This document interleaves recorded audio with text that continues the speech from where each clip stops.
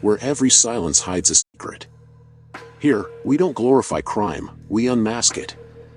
Each episode takes you deep into the minds of real gangsters, men who built empires on loyalty, fear, and fate, and lost it all the same way. From quiet dons to ruthless street legends, every story here is told with truth, tension, and the calm before the gunshot. So pour yourself a drink, dim the lights, and let's step back into the world where every whisper could be your last. They said Arnold Rothstein never raised his voice, but somehow entire cities moved when he whispered. Not a gunman. Not a thug. Just a quiet man in a perfect suit, who may have fixed the World Series. Before we dive in, don't forget to like, comment, and subscribe for more late-night gangster stories and mafia history. Picture New York City in the early 1900s, streetcars rattling, kids shouting in tenement hallways, cigar smoke hanging over the sidewalks. In a small, strict Jewish household, a boy named Arnold is growing up with numbers on his mind and rules all around him. His father is pious, respected, a man of charity. Arnold? He's staring at the dice game on the corner instead of the prayer book in his hands. Arnold, this life only ends two ways, his father warns. It depends who's holding the cards, the boy answers, almost under his breath. As a teenager, he's not chasing fights, he's chasing patterns. Horse races, card tables, dice and smoky back rooms, he watches more than he plays. He notices who cheats, who loses control, and who always stays calm. That calm becomes his weapon. He learns something dangerous very young. If you understand risk better than everyone else, you don't have to fear it. What he doesn't know yet is that one day, his love for calculated risk will put the entire country's favorite game in his hands. Lower Manhattan, a few years later. Arnold walks through the narrow streets with his hands in his pockets, coat buttoned perfectly, eyes half focused on the world and half on some invisible equation only he can see.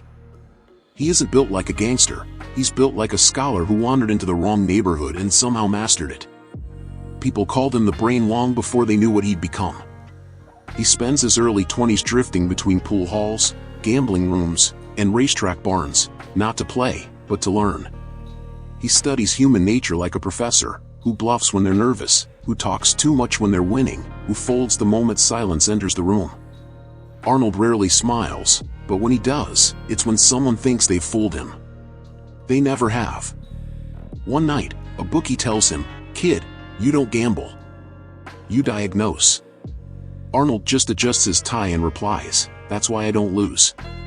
Despite the smoky rooms and shady company, he carries himself like a gentleman, polished shoes, soft-spoken manners, debts paid to the penny. That contrast, street world wrapped in civility, becomes his signature. And beneath all that calm? A quiet belief forming inside him, luck is for amateurs. Control is for professionals. He's about to chase that control on a scale no one in New York has ever seen. By his mid-20s, Arnold Rothstein stops watching games and starts owning them. Not with fists, not with guns, but with influence, the kind that moves silently from back rooms to front pages without leaving fingerprints. New York's underworld is a storm of egos and tempers, yet Arnold walks through it like a man crossing a library, steady, unbothered, absorbing every detail. He begins financing gamblers, lending to bookmakers, and backing young hustlers who need a quiet investor with a sharp mind. "If you owe me," he'd say softly, "you'll pay me. If you can't, you'll pay me in something else." No threat, no menace, just an unsettling certainty. And then momentum hits. Arnold steps into Prohibition money, horse racing networks, and political favors. Every room he enters begins to tilt toward him.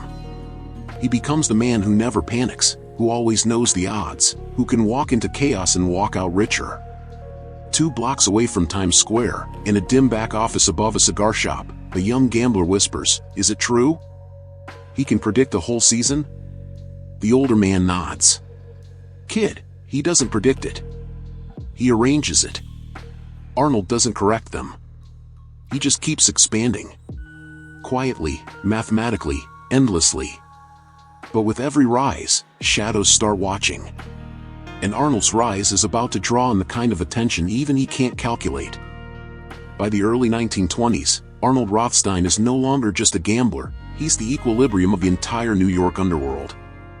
He doesn't shout orders or send thugs to break skulls. He sits in tailored suits, fingertips resting lightly on polished wood, and entire crews wait for him to speak. His power is clean, almost surgical. If a neighborhood war flares up, he's the one mediating. If a bootlegger needs capital, he's the banker. If a politician needs a favor, he's the whisper in the hallway at midnight.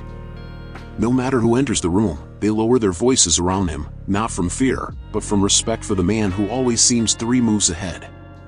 Inside a quiet midtown hotel suite, he moves chips on a felt table, not gambling but illustrating a strategy. Control, he murmurs to a young lieutenant, isn't force. It's predictability. The man nods, unsure if he understands. Arnold continues, if they know what you'll do, they behave. If they don't, chaos charges interest. He funds rum-running ships, invests in speakeasies, and brokers peace between violent rivals.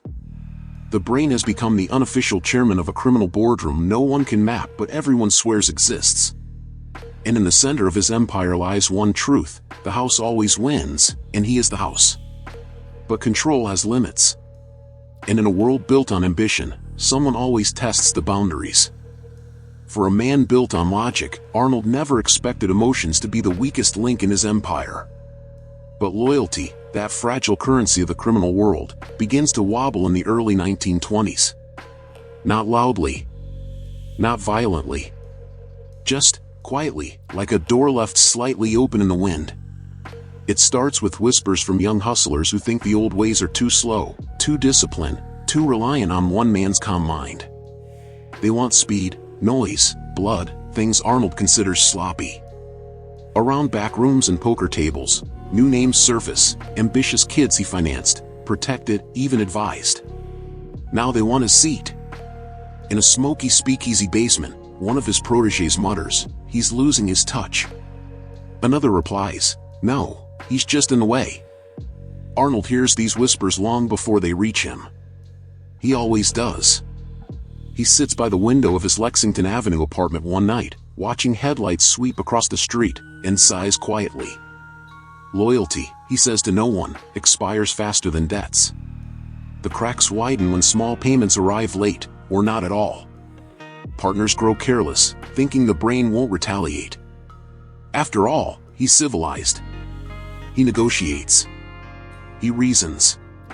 But those late payments signal something deeper, a shift in respect, a fraying of the invisible thread that held his empire together. Someone out there isn't just disloyal, they're plotting. And Arnold, for the first time in years, feels a variable he can't quite calculate.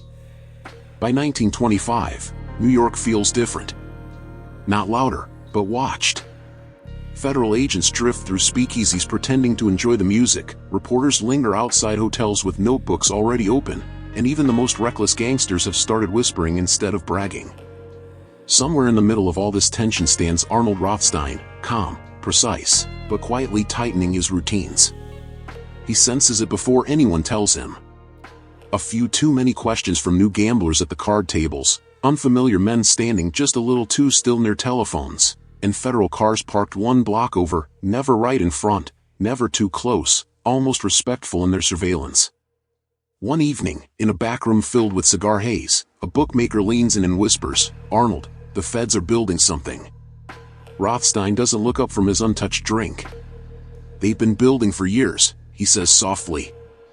The question is, for whom? But something is different now. Files with his name on them are growing thicker.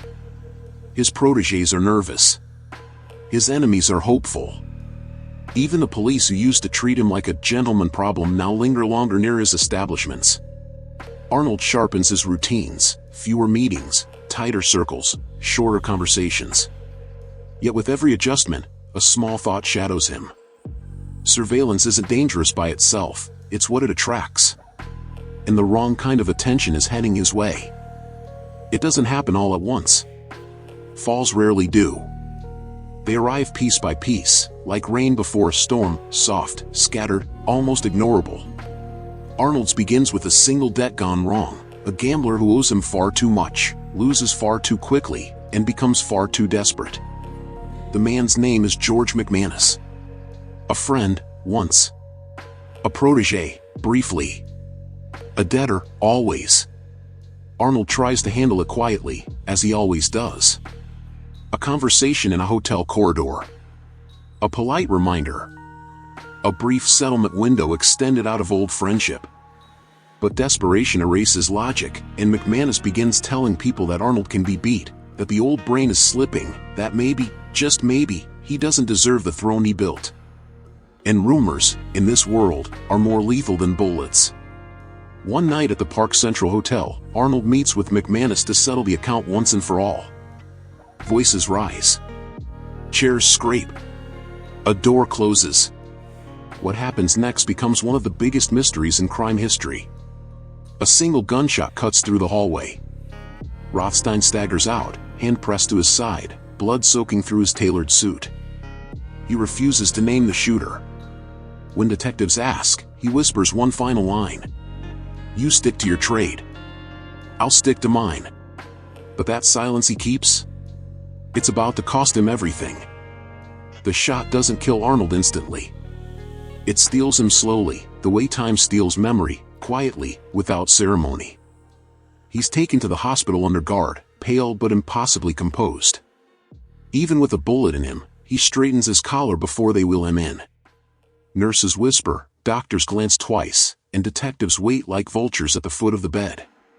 But Arnold gives them nothing. Not a name. Not a hint. Not even a direction. "Mr. Rothstein, tell us who did this," an officer presses. Arnold turns his head slightly. A gentleman, always minds his own business. Though he's never sentenced, his final days resemble a prison more than a hospital. Guards outside the door, visitors screened, conversations monitored. Isolation wraps around him like a thin gray blanket. The underworld notices the silence. Allies disappear. Debtors vanish. Even friends who once admired his confidence keep their distance. Proximity to a dying king is dangerous.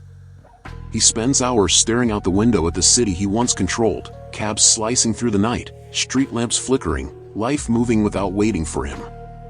He finally learns the truth of power. Control is meaningless when the body betrays the mind. And as his breath weakens, a single thought settles in. Empires don't fall loudly. They fade.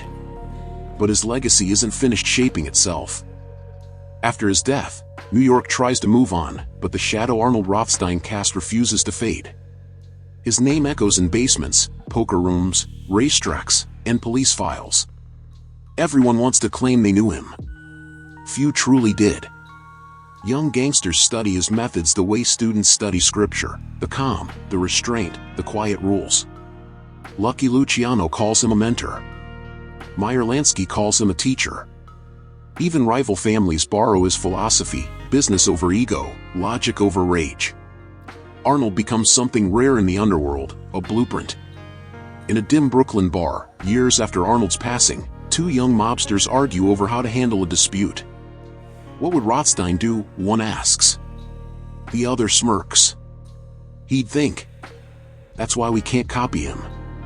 The old-timers remember him differently, a gentleman among wolves, a man who never needed violence because he understood the value of timing. He outlived bullets, betrayal, and chaos through discipline alone. Ironically, it was loyalty, his refusal to expose his shooter, that finally undid him. History begins to paint him not as a criminal mastermind, but as the quiet architect of modern organized crime. A man who proved that brains, not brawn, built the strongest empires. And yet, the most curious part of his legacy? It still has one more lesson left to reveal. Years later, when people talk about Arnold Rothstein, the facts and rumors mix like cards in one of his own decks. Some say he fixed the World Series. Some say he created the modern Mafia. Some say he never raised his voice, and yet he shaped an entire generation of gangsters without ever firing a shot. But the truth is quieter, almost disappointingly human. Arnold was a man who believed the world could be predicted, controlled, managed, if only you stayed calm enough, smart enough, detached enough.